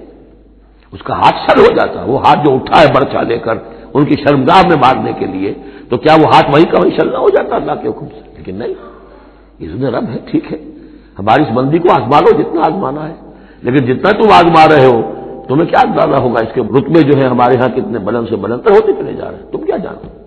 یا لیت قومی یعلمون بما غفر لی ربی وجعلنی من المکرمین، کاش میری قوم کو معلوم ہو جائے، میری بیوی رو رہی ہوگی، میرے بچے رو رہے ہوں گے کہ ہمارا باپ جو ہے وہ شہید کر دیا گیا، کاش وہ جان سکتے کہ مجھے میرے رب نے کیا میرا اعزاز فرمایا ہے، میں یہاں کس عیش و آرام میں ہوں. ان کے رونے کا کیا سوال، وہ خوشیاں مناتے. تو یہ صورتحال ہے. وَلَوْ شَاءَ رَبُّكَ مَا فَعَلُوهُ فَذَرْهُمْ وَمَا يَفْتَرُونَ، تو چھوڑیے آپ ان کو، جو یہ افتراء کر رہے ہیں کرنے دیجیے. یہ ہماری سنت ہے، ہمارا طریقہ ہے، ہمارا فلسفہ یہی ہے. وَلِتَصْغَىٰ إِلَيْهِ أَفْئِدَةُ الَّذِينَ لَا يُؤْمِنُونَ بِالْآخِرَةِ وَلِيَرْضَوْهُ وَإِنْ يَقْتَرِفُوا مَا هُمْ مُخْتَلِفُونَ، تاکہ مائل ہو جائیں ان کی طرف ان لوگوں کے دل جو آخرت پر ایمان نہیں رکھتے۔ یہاں دیکھیے اصل میں کیا بات ہے، جیسے الیکٹروسس ہوتا ہے، پانی کو الیکٹرولسس جب ہوتا ہے، ایک پازیٹو ایک نیگیٹو، اب وہ جو آئنز ہیں وہ ادھر ادھر ہو جائیں گے۔ تو اللہ تعالیٰ نے حق و باطل کی کشاکش رکھی ہے، اس کشاکش کا نتیجہ کیا ہے؟ آئونائزیشن ہو جائے گی، حق اور باطل کا جو ہے، حق والے ادھر کو جمع ہو جائیں گے، باطل والے ادھر جمع ہو جائیں گے۔ اور اس کے لیے جو ہے یہ اس معاشرے کے اندر، انسانی معاشرے کے اندر یہ تقسیم، یہ تمییز، جیسے کہ ہم سورہ آل عمران میں پڑھ چکے ہیں، حتی یمیز الخبیث من الطیب، یہ خبیث اور طیب جو ہے گڈمڈ ہوئے ہوئے ہیں، یہ آزمائشیں آتی ہیں، تکلیفیں آتی ہیں، امتحانات آتے ہیں، تو خبیث علیحدہ اور طیب علیحدہ، منافق علیحدہ، صاحب ایمان علیحدہ۔ تو فرمایا لِتَصْغَىٰ إِلَيْهِ أَفْئِدَةُ الَّذِينَ لَا يُؤْمِنُونَ بِالْآخِرَةِ، تاکہ ان کی طرف، ان شیاطین جن و انس کی جو باتیں ہیں پھیلائی ہوئی، ان کی طرف متوجہ ہو جائیں، مائل ہو جائیں ان لوگوں کے دل جو آخرت پر ایمان نہیں رکھتے، وَلِيَرْضَوْهُ، اور تاکہ وہ اس کو پسند بھی کریں، اور پھر وہ جو بھی اپنے برے اعمال کا جو انبار جمع کرنا چاہتے ہیں جمع کر لیں، وَلِيَقْتَرِفُوا مَا هُمْ مُقْتَرِفُونَ۔ أَفَغَيْرَ اللَّهِ أَبْتَغِي حَكَمًا، پھر وہی سوال اسی طرح میں نے کہا تھا، سرچنگ کوشچن، کیا تم چاہتے ہو میں اللہ کے سوا کسی کو حکم بناؤں اپنا؟ اب پس منظر میں وہ ہے کہ اللہ کو مانتے تھے، تم کیا چاہتے ہو؟ جسے تم مانتے ہو میں نے تو اس کو اپنا رب بنایا ہے، بس باقی جو تم نے گھر لیے ہیں اس کے لیے کوئی سند ہو تو پیش کر لو، تو میں کسی اور کو ماننے کو تیار نہیں۔ ایک جگہ آیا ہے، قُلْ إِنْ كَانَ لِلرَّحْمَٰنِ وَلَدٌ فَأَنَا أَوَّلُ الْعَابِدِينَ، اگر اللہ کا کوئی بیٹا ہوتا سب سے پہلے میں پوچھتا اس کو، جب میں اللہ کو پوچھتا ہوں، اس کی پرستش کرتا ہوں، تو اللہ کے بیٹا ہوتا تو میں کیوں نہ پوچھتا اس کو؟ نہیں ہے اللہ کا بیٹا۔ یہ ہے در حقیقت قرآن مجید کا انداز سمجھانے کا، بڑا فطری، اس میں منطق کم اور جذبات سے اپیل ہے، درون بینی، انٹراسپیکشن کی طرف دعوت ہے، اپنے دل میں جھانکو، ذرا غور کرو، اپنے گریبان میں منہ ڈالو، سوچو، غور کرو، تمہیں خود یہ حقیقتیں جو ہے نظر آ جائیں گی۔ أَفَغَيْرَ اللَّهِ أَبْتَغِي حَكَمًا، تو کیا میں اللہ کے سوا کسی اور کو اپنا منصف اور حکم بنا لوں؟ وَهُوَ الَّذِي أَنزَلَ إِلَيْكُمُ الْكِتَابَ مُفَصَّلًا، جبکہ وہ تو وہ ہے کہ جس نے تمہاری طرف ایک بڑی مفصل کتاب نازل کر دی ہے، کتنی واضح کتاب نازل کر دی ہے۔ وَالَّذِينَ آتَيْنَاهُمُ الْكِتَابَ يَعْلَمُونَ أَنَّهُ مُنَزَّلٌ مِّن رَّبِّكَ، اور جنہیں ہم نے کتاب دی تھی پہلے وہ جانتے ہیں، دلوں میں جانتے ہیں، زبان سے مانے یا نہ مانے، کہ یہ منزل ہے، یہ نازل کی گئی ہے من ربک، آپ کے رب کی طرف سے ہے نبی، بالحق، حق کے ساتھ، فلا تکونن من الممترین، تو ہرگز نہ ہو جانا شک کرنے والوں میں۔ وتمت کلمۃ ربک صدقا وعدلا، اور آپ کے رب کی بات تو سچائی اور عدل پر مبنی ہونے کے اعتبار سے درجہ تمام و کمال کو پہنچ چکی ہے۔ تمت کلمۃ ربک، تیرے رب کی بات پوری ہو چکی، مکمل ہو چکی۔ الیوم اکملت لکم دینکم واتممت علیکم نعمتی وتمت کلمۃ ربک صدقا وعدلا، اس کی ہر بات صداقت پر اور ہر بات اس کی عدل پر مبنی ہے، اور اس اعتبار سے وہ نقطۂ کمال کو پہنچ چکی ہے۔ لا مبدل لکلماتہ، اس کی باتوں کا کوئی بدلنے والا نہیں۔ وہو السمیع العلیم، وہ سب کچھ سننے والا اور جاننے والا ہے۔ وَإِن تُطِعْ أَكْثَرَ مَنْ فِي الْأَرْضِ يُضِلُّوكَ عَنْ سَبِيلِ اللَّهِ، اور اگر تم پیروی کرو گے زمین میں بسنے والوں کی اکثریت کی، تو وہ تو تمہیں اللہ کے راستے سے لازماً گمراہ کر دے گی۔ یہ بڑی اہم آیت ہے قرآن مجید کی جدید جمہوری نظام کی نفی کے لیے۔ جمہوریت ایک طرز حکومت ہے کہ جس میں بندوں کو گنا کرتے ہیں، تولا نہیں کرتے۔ قرآن کہہ رہا ہے زمین کی اکثریت جو ہے، اگر تو فیصلہ کن یہی بات ہے اکثریت کدھر اقلیت کدھر، تو اکثریت تو دنیا میں ہمیشہ باطل پرستوں کی رہی ہے۔ دور صحابہ میں صحابہ کتنے تھے؟ پوری دنیا کی آبادی کے حساب سے گنتی کیجئے، لاکھ میں ایک نہیں بنے گا۔ اس حوالے سے غور کریں۔ ان تُطِعْ أَكْثَرَ مَنْ فِي الْأَرْضِ يُضِلُّوكَ عَنْ سَبِيلِ اللَّهِ، اصل بات کیا ہے؟ ہاں ایک جگہ اکثریت آ سکتی ہے، موٹی موٹی باتیں جو دین کی ہیں وہ تو اس بنیاد پر مانی جائیں گی کہ اللہ اس کے رسول نے یہ فرمایا ہے، یہ لینڈ مارکس ہے۔ اس کے اندر اندر مباحات کے درمیان فیصلہ اکثریت کی بنیاد پر کر لیا جائے۔ شراب حرام ہے وہ تو سرو نہیں کی جا سکتی. آپ کے ہاں کوئی دعوت ہونی ہے, کوئی تقریب ہے, اب اس میں سوچ رہے ہیں کہ کیا سرو کیا جائے. بھائی شراب تو حرام ہے, اللہ اور اس کے رسول کا حکم ہے, وہ تو سرو نہیں ہو سکتی. اب یہ کہ شربت جو ہے روح افزا سرو کیا جائے یا 7 اپ یا اسپرائٹ سرو کیا جائے, یہ مباحات میں سے یا اکثریت کا فیصلہ کر لیجیے, کوئی بات نہیں, جو اکثریت کی رائے ہو. لیکن ایبسولوٹ اتھارٹی اکثریت کے پاس, ساورنٹی اکثریت کے پاس, انا للہ و انا الیہ راجعون. وَإِن تُطِعْ أَكْثَرَ مَن فِي الْأَرْضِ يُضِلُّوكَ عَن سَبِيلِ اللَّهِ. ساورنٹی اللہ کے پاس رہے گی, اس کا حکم اپنی جگہ پر. باقی مباحات کے دائرے میں آپ اکثریت کی رائے پر بھی چل سکتے ہیں. ان يتبعون الا الظن, یہ نہیں پیروی کر رہے مگر صرف ظن و تخمین کی, اٹکل پچوں کی. وَإِنْهُمْ إِلَّا يَخْرُصُونَ, اور یہ نہیں کچھ کر رہے سوائے اس کے کہ کچھ اندازے انہوں نے مقرر کیے ہیں. ان ربک هو اعلم من يضل عن سبیلہ, آپ کا رب خوب واقف ہے ان سے کہ جو اس کے راستے سے بھٹک چکے ہیں. وہ عالم بالمہتدین, اور وہ خوب واقف ہے ان سے بھی جو ہدایت کی راہ پر ہیں. فَكُلُوا مِمَّا ذُكِرَ اسْمُ اللَّهِ عَلَيْهِ إِن كُنتُم بِآيَاتِهِ مُؤْمِنُونَ, تو کھاؤ ان چیزوں میں سے جن پر اللہ کا نام لیا گیا ہے اگر تم اس کی آیات پر ایمان رکھتے ہو. یہ پھر وہی جو عرب کے اندر مشرکوں میں جو جاہلی تصورات تھے, توہمات تھے, تو ان کو پھر رد کرنے کے لیے, بلکہ پھر نہیں کہنا چاہیے, یہ تو مکی صورتیں ہیں, یہ کام تو ہو چکا تھا. باقی یہ کہ وہ تو جو بھی آخری پھر ٹچز تھے وہ سورہ مائدہ وغیرہ میں دیے گئے. وَمَا لَكُمْ أَلَّا تَأْكُلُوا مِمَّا ذُكِرَ اسْمُ اللَّهِ عَلَيْهِ, یہ تم نے جو بنا لی ہے چیزیں, اب ان کے اوپر چاہے وہ حام اور صائبہ اور یہ وسیلہ اور یہ وہ کوئی شے اللہ نے مقرر نہیں کی ہے, ان کو ذبح کرو.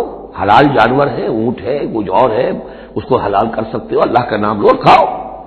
وَمَا لَكُمْ أَلَّا تَأْكُلُوا مِمَّا ذُكِرَ اسْمُ اللَّهِ عَلَيْهِ وَقَدْ فَصَّلَ لَكُم مَّا حَرَّمَ عَلَيْكُمْ, جبکہ اللہ تعالیٰ تفصیل بیان کر چکا ہے تمہارے لیے وہ ان چیزوں کی جو حرام کی گئی ہیں. یہ سورۃ النحل کے اندر بھی یہ مضمون چونکہ آیا تھا, وہ آگے چل کر پڑھیں گے 14ویں پارے میں, لہذا وہ سورت اس سے پہلے نازل ہوئی ہے, لہذا فرمایا جا رہا ہے کہ وہ تمہارے اوپر اس کی تفصیل پہلے بیان کی جا چکی ہے. الا ما اضطررتم الیہ, اس میں بھی تمہارے لیے گنجائش ہے کہ اگر اضطرار ہے, جان پر بنی ہوئی ہے, بھوک سے جان نکل رہی ہے, تو ان حرام چیزوں میں سے بھی کچھ کھا کر جان بچائی جا سکتی ہے. وَإِنَّ كَثِيرًا لَيُضِلُّونَ بِأَهْوَائِهِمْ بِغَيْرِ عِلْمٍ, اور اکثر لوگ جو ہے وہ بغیر کسی تحقیق کے, بغیر علم کے, اپنی خواہشات کی بنا پر لوگوں کو گمراہ کرتے پھرتے ہیں. ان ربک هو اعلم بالمعتدین, اور یقیناً تیرا رب خوب جانتا ہے ان حد سے تجاوز کرنے والوں کو. وَذَرُوا ظَاهِرَ الْإِثْمِ وَبَاطِنَهُ, اور چھوڑ دو, تعلق منقطع کر لو ہر طرح کے گناہ سے, چاہے وہ کھلا ہو یا چھپا ہو. ان الذین یکسبون الاثم, یقیناً جو لوگ گناہ کماتے ہیں, سیجزون بما کانوا یقترفون, تو انہیں یقیناً بدلہ ملے گا اس کا جو وہ جمع کر رہے ہیں, جو کھتے بھر رہے ہیں برائیوں کے اور برے اعمال کے, ان کا پورا بدلہ ملے گا. ولا تاکلوا مما لم یذکر اسم اللہ علیہ, اور مت کھاؤ اس میں سے جس پر اللہ کا نام نہ لیا گیا ہو. یہ اصل میں ایک خاص چیز ہے جو آگے آئے گی آیت نمبر 138 میں, کہ ان کے اسی قسم کے توہمات میں سے بعض جانوروں پر وہ کہتے تھے اللہ کا نام لینا ہی نہیں ہے, اس کا خاص طور پر تذکرہ ہے, یہ عام نہیں ہے یہ آیت. ولا تاکلوا مما لم یذکر اسم اللہ علیہ, مت کھاؤ اس میں سے کہ جس پر اللہ کا نام نہیں لیا جاتا. وَإِنَّهُ لَفِسْقٌ, یقیناً وہ جو ہے وہ تو گناہ ہے اس کا کھانا. وَإِنَّ الشَّيَاطِينَ لَيُوحُونَ إِلَىٰ أَوْلِيَائِهِمْ لِيُجَادِلُوكُمْ, اور یہ شیاطین جو ہے یہ اپنے دوستوں اور اپنے ساتھیوں کو وحی کرتے رہتے ہیں, پٹی پڑھاتے رہتے ہیں, وسوسہ اندازی کرتے رہتے ہیں تاکہ وہ تم سے جھگڑا کریں. وَإِنْ أَطَعْتُمُوهُمْ إِنَّكُمْ لَمُشْرِكُونَ, اگر تم ان کا کہنا مانو گے تو تم بھی مشرک ہو جاؤ گے. اب ایک بڑی پیاری بات وہ کہتے تھے, آپ کو بھی اچھی لگے گی, دیکھو جو اللہ نے مارا ہے خود مر گیا, وہ تو تم نے حرام کر دیا, جو خود مارتے ہو وہ حلال ہو گیا. بات اچھی لگے گی نا. جیسے انما البیع مثل الربا, بے بھی تو ربا کی طرح ہے, اس میں بھی نفع ہوتا ہے, اس میں بھی نفع ہوتا ہے. 10 لاکھ کسی کو دیے 4,000 روپے ماہانہ لے رہے ہیں, جائز ہے. 10 لاکھ کا مکان کسی کو کرائے پر دیا 4,000 روپے ماہانہ لے رہا, جائز, یہ جائز ہے, اور وہ ناجائز اگر نقد لے رہے ہیں. تو یہ جو اشکالات ہوتے ہیں مذاہب جو ہیں بڑے دل نشین. تو اسی طریقے سے یہ کہ اللہ کا مارا ہوا ہے, یہ اللہ نے مارا, یہ مر گیا اپنی موت, اس اللہ نے مارا, یہ تو حرام ہے. اور تم جسے مارو, جسے ذبح کرو, وہ حلال ہے. اب یہ بات جو ہے, لیکن یہ کہ تم یہ مجادلہ کریں گے تم سے, یہ دلیل بازی کریں گے, یہ تمہارے سامنے جو ہے اس طرح کی حرکتیں کریں گے, لیکن تم چھوڑو, انہیں دفع کرو. اب امن کا تھا میتن فأحییناہ تو بنا جو کوئی تھا مردہ اور ہم نے اسے زندہ کر دیا. اس سے مراد ہے حیات معنوی اور موت معنوی. ایک شخص جو اللہ سے واقف نہیں ہے، صرف دنیا کا بندہ بنا ہوا ہے، تو وہ در حقیقت ایک انسانیت اس کی مردہ ہے. وہ حیوان کی حیثیت سے جو زندہ ہے، بحیثیت انسان وہ مردہ ہے. پھر اللہ نے اسے ہدایت دی، اس کو ایمان کی نام، اب وہ زندہ ہوا. اب امن کانا میتن فاحییناہ وجعلنا لہ نورا، اور پھر ہم اس کو نور بنا دے دیتے ہیں. اب وہ اللہ کی کتاب اس کے سامنے ہے، یمشی بہی فی الناس، اب اس کو لے کر وہ چل رہا ہے لوگوں کے مابین. کمم مثلہ فی الظلمات، کیا وہ شخص ان کی طرح ہو جائے گا کہ جو اندھیروں میں بھٹک رہا ہو، لیس بخارج منہا، اور اس سے وہ نکلنے والا ہے ہی نہیں. کذالک زین للکافرین ما کانوا یعملون، اس طرح مزین کر دیا گیا، کھبا دیا گیا ان کافروں کے لیے جو کچھ کہ یہ کر رہے ہیں. یعنی اس میں ہی مگن ہے وہ. لیکن ایک وہ شخص تھا جس کو پہلے ہوش نہیں تھا، توجہ نہیں تھی. حضرت عمر ہے رضی اللہ تعالیٰ عنہ، 6 سال لگ گئے. حضرت حمزہ ہے 6 سال لگ گئے، 6 سال میں ایمان لا رہے ہیں. لیکن پھر یہ ہے کہ اللہ نے ہدایت دے دی. اس کے بعد یہ ہے کہ وہ نور قرآن مجید بھی موجود ہے. اب چل رہے ہیں، آگے بڑھ رہے ہیں، سرفروشیاں کر رہے ہیں. اب ایک وہ جو بھٹکتے ہی رہے ساری عمر اور اسی اندھیاروں کے اندر ہی جانے دے گئے. وَكَذَلِكَ جَعَلْنَا فِي كُلِّ قَرْيَةٍ أَكَابِرَ مُجْرِمِيهَا، اسی طرح ہم نے ہر بستی میں بڑے بڑے مجرم کھڑے کیے، لِيَمْكُرُوا فِيهَا، تاکہ وہ اس کو خوب چالیں چلیں. وہی بات، شیاطین الانس والجن کو ہم نے اٹھایا. اسی طرح ہر بستی کے اندر جو سردار اور بڑے وہاں کے چودھری ہوتے ہیں، ہم ان کو چھوٹ دیتے ہیں کہ وہ کھڑے ہوں اور روکیں لوگوں کو، اور لوگوں کو ستائیں، اور لوگوں سے امتحان لیں، لوگوں کو آزمائش میں ڈالیں، چالیں چلیں، تاکہ جو صاحب جوہر ہیں ان کے جوہر کھلیں، ان کے اور نکھریں، ان کے اندر کی صلاحیتیں جو ہے وہ اور اجاگر ہوں. اکابر مجرمیہا لیمکروا فیہا، تاکہ خوب چالیں چلیں. وما یمکرون الا بانفسہم، حالانکہ وہ نہیں مکر کر رہے مگر اپنی جانوں پر. سارا وبال تو اپنے اوپر لے لیں گے بالآخر. بظاہر جو کچھ کر رہے ہیں وہ، لیکن یہ کہ اس کا جب نتیجہ ان کے سامنے آئے گا، جو سمیہ اور یاسر کے ساتھ کیا ہے ابو جہل نے رضی اللہ تعالیٰ عنہما، جب وہ حقیقت سامنے آئے گی تب آنکھ کھلے گی. جب آنکھ کھلی گل کی تو موسم تھا خزاں کا. الا بانفسہم وما یشعرون، لیکن انہیں اس کا شعور نہیں ہے.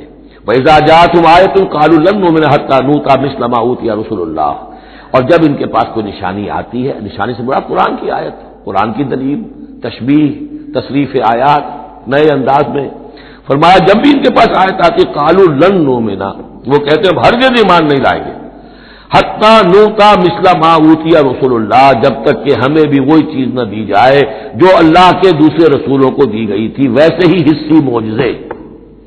اللہ عالم حیث یجعل رسالتہ، اللہ تعالیٰ زیادہ واقف ہے اس سے کہ وہ اپنی رسالت کے لیے کیا جگہ، کیا محل، کیا مقام معین کرے. اللہ تعالیٰ نے اس وقت ان کے لیے یہی رکھا، وہ بھی اللہ کی حکمت کے تحت تھا. اور اب جب کہ نوع انسانی شعور کے اعتبار سے بلوغ کی عمر کو پہنچ چکی ہے، بچہ چھوٹا ہوتا ہے کھیلنے کے لیے کھلونے دیے جاتے ہیں، لیکن ذرا بڑا ہو جائے تو اسے کھلونے نہیں دیے جاتے، اب اسے حکمت سکھائی جاتی ہے، عقل سکھائی جاتی ہے، شعور سکھایا جاتا ہے، تمیز سکھائی جاتی ہے. تو وہ نوع انسانی کا دور طفولیت تھا، اس میں ابھی ان کا فہم، ان کی عقل، ان کا شعور ابھی ان کی جو ہے بلوغت کو نہیں پہنچی تھی یہ شعور کی چیزیں، لہذا ان کے لیے وہ کھلونے بھی تھے، حصی معجزات بھی تھے. اب انسان بحثیت مجموعی نوع انسانی جو ہے عقلی بلوغ کو اور شعور کے بلوغ کو پہنچ چکی ہے، لہذا اب وہ چیزیں نہیں دکھائی جائیں گی. اللہ عالم ہے تو یجعل رسالتہ سیصیب الذین اجرموا صغار عند اللہ، ان قریب پہنچے گی ان مجرموں کو، ان گناہگاروں کو بہت ہی ذلت اللہ کے ہاں، وعذاب شدید بما كانوا يمكرون، اور سخت سزا اور عذاب ان کی انکاری چال بازیوں کے طفیل کے جو وہ کر رہے ہیں. فمن يريد الله ان يهديه يشرح صدره للاسلام، تو اللہ تعالیٰ جس کے لیے بھی چاہتا ہے کہ اس کو ہدایت کے دروازے اس کے لیے کھول دے، اس کے سینے کو اسلام کے لیے کھول دیتا ہے. یہ ایک بڑی معنوی حقیقت ہے، اس پہ غور کیجیے گا. شرح صدر، الم نشرح لک صدرک، یہ جو حضور کے لیے خاص طور پر شرح صدر جو ہے اللہ تعالیٰ نے ایک بہت بڑے احسان کے طور پر بیان فرمایا، الم نشرح لک صدرک. اس شرح صدر کی ہر مسلمان کو دعا کرنی چاہیے. اللہم ربنا نور قلوبنا بالایمان واشرح صدورنا للاسلام، اے اللہ ہمارے دلوں کو تو نور ایمان سے منور فرما دے اور ہمارے سینوں کو اسلام کے لیے کھول دے. اس کے معنی کیا ہے؟ اللہ ہمارے اندر وہ باطنی بصیرت پیدا کر دے کہ اسلام کی ہر چیز ہمیں ٹھیک نظر آئے، ہاں ہاں یہی تو ٹھیک ہے، یہی تو ہونا چاہیے، منطقی ہے، معقول ہے، کہیں چیز اپرائے گی نہیں۔ انسان کی فطرت جو ہے اتنی مطابقت محسوس کرے گا انسان کہ دیکھنا تقریر کی لذت کے جو اس نے کہا میں نے یہ جانا کہ گویا یہی میرے دل میں تھا، اس لیے کہ اس کا اپنا سینہ جو ہے اللہ تعالیٰ نے اسلام کے لیے کھول دیا ہے۔ تو یہ شرح صدر جو ہے اللہ تعالیٰ کی طرف سے بہت بڑی نعمت ہوتی ہے۔ فمن یرید اللہ ان یہدیہ، اللہ جس کو ہدایت دینا چاہتا ہے یشرح صدرہ للاسلام، اس کے سینے کو اسلام کے لیے کھول دیتا ہے۔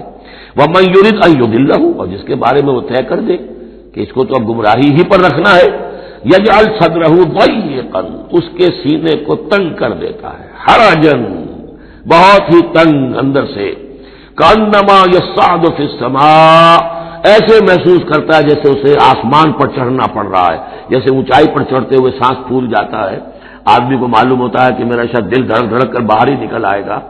یہ ہے کہ ان کو حق کا قبول کرنا اتنا مشکل ہو جاتا ہے۔ جس شخص کے لیے اللہ تعالیٰ کی طرف سے شرح صدر ہے وہ حق کو قبول کرتا ہے، تکلیف بھی آتی ہے تو بڑی آسانی سے جھیل جاتا ہے، اور ایک وہ ہے کہ ذرا سا امتحان آ گیا تو معلوم ہوا کہ بس قیامت ٹوٹ پڑی، اور اب تو ایک قدم اور اٹھانا جو ہے، اور جس کو ہم کہتے ہیں قدم من بھر کے، پاؤں جو ہے من بھر کے ہو گئے، بوجھل ہو گیا انسان، وہ بات نہیں۔ فرمایا کذالک یجعل اللہ الرجس علی الذین لا یؤمنون، اور اسی طریقے سے اللہ تعالی عذاب یا گندگی ڈال دیتا ہے ان پر جو ایمان نہیں لاتے۔ وَهَذَا صِرَاطُ رَبِّكَ مُسْتَقِيمًا، اور یہ ہے تیرے رب کا سیدھا سیدھا راستہ۔ قد فصلنا الآیات لقوم یذکرون، ہم نے اپنی آیات خوب تفصیل سے بیان کر دی ہیں ان لوگوں کے لیے جو تذکر اخذ کرنا چاہیں، نصیحت حاصل کرنا چاہیں، ہدایت حاصل کرنا چاہیں۔ لہم دار السلام عند ربہم، ان کے لیے سلامتی والا گھر ہے ان کے رب کے پاس، جنت کے لیے دوسرا لفظ ہے دار السلام۔ وہو ولیہم، وہی ان کا مددگار ہے، پشت پناہ ہے، وہی ان کا حمایتی ہے، ان کا دوست ہے۔ بما کانوا یعملون، بسبب ان کے عمل کے، وہ جو عمل کر رہے ہیں انہوں نے اللہ کی دوستی ارن کی ہے، انہوں نے اپنی قربانیوں سے، اپنے ایثار سے، اپنی محنتوں سے جو جد و جہد کی ہے، جو مشقتیں جھیلی ہیں، تو انہوں نے بما کانوا یعملون، اس کی وجہ سے وہ گویا کہ اللہ تعالیٰ کی دوستی کے مستحق ہو گئے ہیں۔ وہو ولیہم بما کانوا یعملون ویوم یحشرہم جمیعا، اور جس دن کہ وہ جمع کرے گا ان کو سب کو، یا معاشر الجن، اللہ تعالیٰ فرمائے گا اے جنوں کی جماعت، قد استکثرتم من الانس، واقعتا تم نے تو انسانوں میں سے بہتوں کو ہتھیا لیا۔ جو کہا تھا اس بڑے جن نے، عزازیل نے، کہ تو دیکھے گا وما تجد اکثرہم شاکرین، کہ ان کی اکثریت شکر کرنے والی نہیں ہو گئی، تو گویا کہ ایک طرح کا شاباش جو ہے اللہ تعالیٰ کی طرف سے ان کو دی جائے گی۔ یا معاشر الجن قد استکثرتم من الانس، تم نے تو بہت سے انسانوں کو ہتھیا لیا۔ وقال اولیاء من الانس، اور جو ان کے ساتھی تھے انسانوں میں سے، ان کی غیرت ذرا جاگے گی کہ اللہ تعالیٰ نے یہ کیا کہہ دیا کہ ان جنات نے ہمیں جو ہے ہتھیا لیا اور شکار کر دیا۔ ربنا، وہ یہ کہیں گے ربنا استمتع بعضنا ببعض، پروردگار ہم میں سے بعض نے بعض سے فائدہ اٹھایا، ہم ان سے کام لیتے رہے، یہ ہم سے کام لیتے رہے، ہم نے ان کو موکل بنایا، ان کے ذریعے سے غیب کی خبریں، کہانت کی دکانیں چمکائیں۔ قال اولیاء من الانس ربنا استمتع بعضنا ببعض وبلغنا اجلنا الذي اجلت لنا، اور اب ہم اپنی اس مدت کو پہنچ چکے جو تو نے ہمارے لیے مقرر کر دی تھی۔ قال النار مسواکم، اللہ فرمائے گا اب آگ ہے تمہارا ٹھکانہ، خالدین فیہا الا ما شاء اللہ، اب تم رہو گے اسی میں ہمیشہ ہمیش سوائے اس کے جو اللہ چاہے۔ ان ربک حکیم علیم، یقیناً تیرا رب حکیم اور علیم ہے۔ وکذالک نولی بعض الظالمین بعضا بما كانوا یکسبون، اور اسی طرح ہم ساتھی بنا دیتے ہیں اور ملا دیتے ہیں بعض ظالموں کو بعض ظالموں کے ساتھ ان کے کرتوتوں کی وجہ سے، ان کی کمائی کی وجہ سے۔ بارک اللہ لی ولکم فی القرآن العظیم ونفعنی وإیاکم بالآیات والذکر الحکیم۔